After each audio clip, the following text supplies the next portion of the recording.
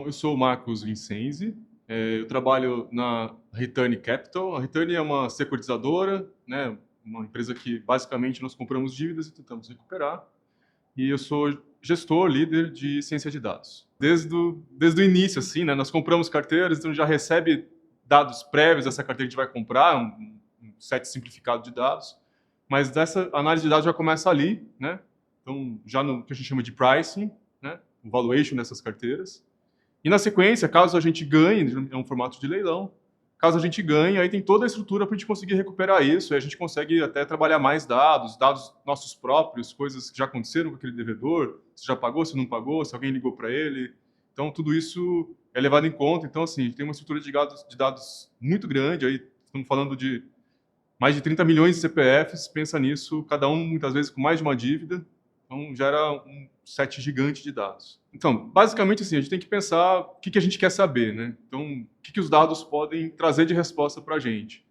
No caso do Price, assim, eu tenho que fazer de alguma forma uma análise daqueles perfis, daquelas pessoas que estão naquela carteira e tentar ver qual o perfil que me traz mais recuperação. Então, tem uma análise ali de perfis e do nosso histórico de recuperação dos mesmos perfis, e a gente consegue tentar traduzir isso para uma decisão, né, um preço, no caso, né, no caso do pricing, para conseguir tomar a decisão. Olha, compro ou não compro, né, eu vou entrar num bid se isso vale a pena ou não, enfim, tudo isso.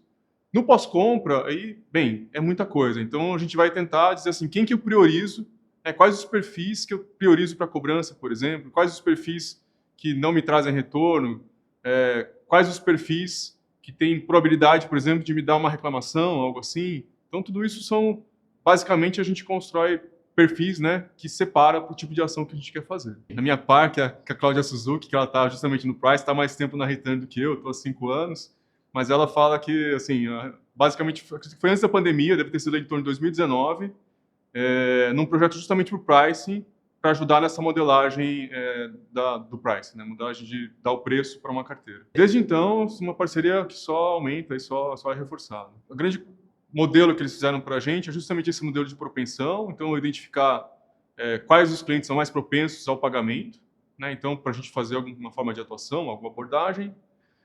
A gente já fez um modelo, por exemplo, de canais, então, qual o canal para eu poder melhorar, né, esse contato com o devedor, seja humano, seja digital. O que mais que a gente fez? Acho que basicamente é isso. A gente tá sempre trabalhando nesses dois modelos. Recentemente, a gente está com um modelo que a Murabay está dando uma parceria também, né? É uma análise da minha equipe que está fazendo, mas com todo o suporte da Murabay. Tem sido muito importante, assim. O André, desde sempre, né? E agora o nosso contato é bastante o Lucas. E tem sido, bem, é bem importante, assim. A gente até brinca entre a gente, né? Eu e a Cláudia, por exemplo, que são parte realmente da equipe, né?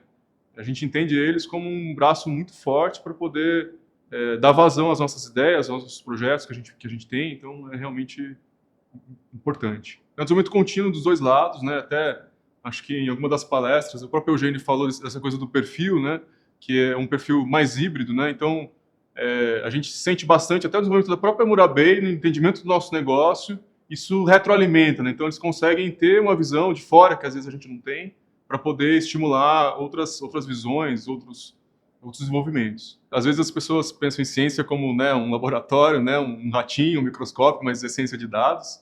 E sim, né, porque a gente sempre está testando hipóteses. Né? Às vezes a gente nem percebe, mas nós estamos sempre testando hipóteses. Então, assim, eu falo, puxa, a gente está com essa informação nova, será que ela adere para o que a gente quer, para uma decisão? Será que é importante? Então, vamos testar, vamos, de repente, colocar em produção, fazer um teste AB. Então, eles são bem capacitados, né, para ajudar a gente a fazer essas experimentações. Então, assim, realmente, em termos de ciência, o DNA é de ciência, sim.